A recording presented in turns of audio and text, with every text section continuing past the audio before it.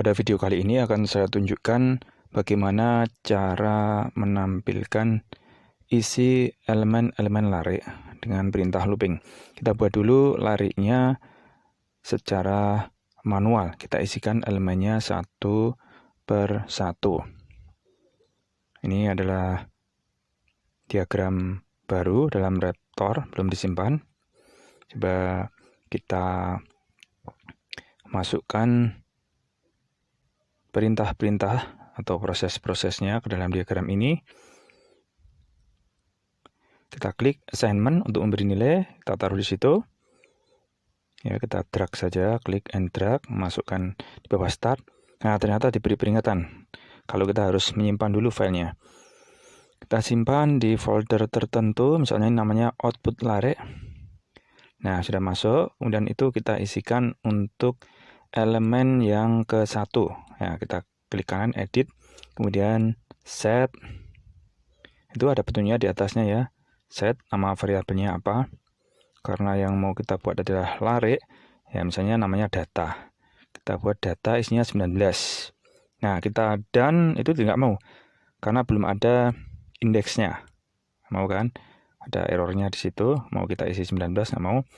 Nah, kita isi misalnya itu 1 indeksnya. Oke, nah sudah ada 1, nanti kita, tinggal kita copy saja itu ya, satu persatu. Ya, copy paste gitu, salin tempel. Kita blok lagi, misalnya 4 elemen kita copy, kemudian kita paste ya. Kemudian kita edit sampai semua datanya masuk. Itu misalnya 19, kemudian 5, 10, dan 40.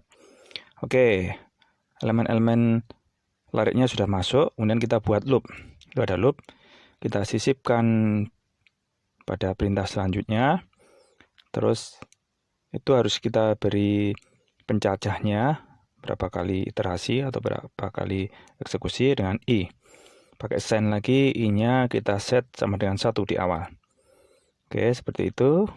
Kemudian setiap kali loop itu kan dia akan nambah-nambah 1 sampai 4. Berarti dia akan keluar jika dia lebih dari 4. Ini lebih dari 4. Sebagai syarat looping. Kemudian dia juga harus bertambah 1 kan. Itu harus kita sisipi dengan assign lagi, yaitu i kita isi dengan i plus 1. Setiap kali loop, i-nya diupdate agar tambah 1. Kita copy paste lagi, itu diedit, i plus 1 diisikan ke i. Oke, itu sudah terjadi loopingnya. Kemudian cara menampilkan elemen lariknya itu dengan output. Kita klik saja, kemudian kita drag di sana di bawah tulisan loop, kemudian kita klik kanan, kita edit.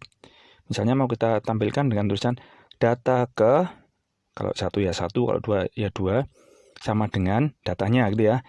Jadi itu di atas bisa dilihat pakai data ke strip diupdate oleh tanda petik. Kemudian mau dilanjutkan dengan i-nya. Kalau 1 ya 1, 2 ya 2, 3 ya 3, 4 ya 4, berarti plus i.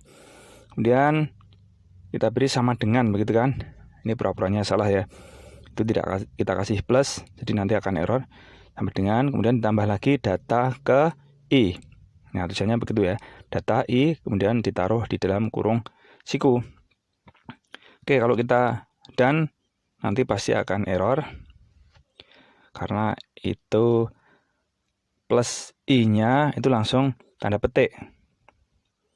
Harusnya diberi plus lagi, ya kan? Data ke, kemudian variabel i, harusnya kan ada plusnya itu. Plus, baru tanda sama dengan yang diupdate oleh petik. Itu pasti nggak mau. Jadi harus kita edit. Ya, kita sisipi di situ sesudah plus variabel i, maksudnya digabung dengan i itu plus lagi.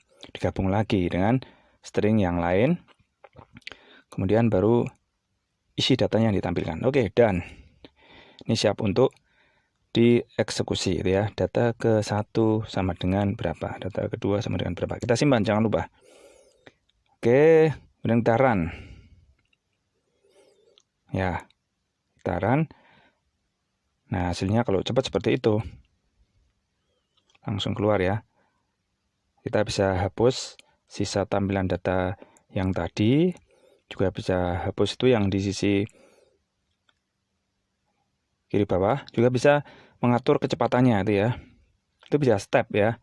Step by step itu dari satu proses ke proses yang lain.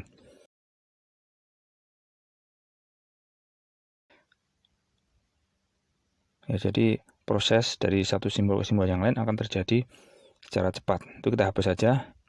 Ini juga kita hapus dengan cara itu stop ya. Stop ya. Udah, jadi semuanya di set. Kemudian kita bisa atur kecepatannya. Itu kita run. Ya, kita run tuh prosesnya otomatis berjalan sendiri, cepat sekali itu ya. Tuh data ke I yang diisikan juga keluar. Nah, keluar cepat banget ya. Kita bisa lihat tampilan di kanan. Kemudian untuk prosesnya dengan hijau-hijau yang bergerak-gerak, kemudian datanya yang sedang berubah selama iterasi. Nah, kita agak susah mengikuti kalau dia di run dan berproses secara otomatis. Maka kita bisa melakukan step by step secara manual. Kita stop dulu itu. Dan kita clear. Ya, kita bisa pakai itu ya. Step by step. Jadi kalau belum kita tekan step lagi, dia masih berhenti. Tuh sudah sampai ke data pertama. Bisa dilihat tuh datanya ya berapa. Kita klik tanda plusnya, itu baru 1 ya ukuran datanya. Kemudian kita step lagi, pindah ke bawahnya sudah ada 2. Dan kita step lagi, begitu seterusnya. Jadi dari satu proses ke proses yang lain yang ada di simbol Raptor itu akan dieksekusi. Sekarang mulai ke looping, I sama dengan 1. Kita klik, nah itu I-nya sama dengan 1. Kemudian akan ditampilkan itu tulisan data ke strip persis itu. Terus dilanjutkan dengan I, berarti I-nya kan 1. Jadi data ke 1 sama dengan gitu ya, data ke I. Jadi kalau kita klik step, tuh siap dieksekusi, kita step. Nah, tampil tuh di sisi kanan. Data ke I-nya 1 sama dengan 19.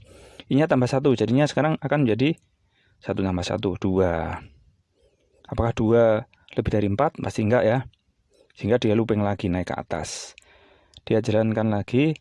Nah, itu sama, tapi isinya datanya jadi 2 dan 5. Begitu seterusnya. Kalau kita klik step. Jadi step by step, bukan run. Melangkah ya, step, langkah demi langkah. Kalau run otomatis. Oke, sekarang I-nya sudah sampai 5. Nah, ketika sampai 5, ternyata I-nya kan lebih dari 4. Karena lebih dari 4, maka dia akan keluar dari looping itu. Dan akan selesai prosesnya menuju end. Nah, yang hijau-hijau sudah sampai end. Kalau dilanjutkan lagi berarti prosesnya sudah selesai. Begitulah cara kita menampilkan elemen demi elemen lare dengan menggunakan Raptor.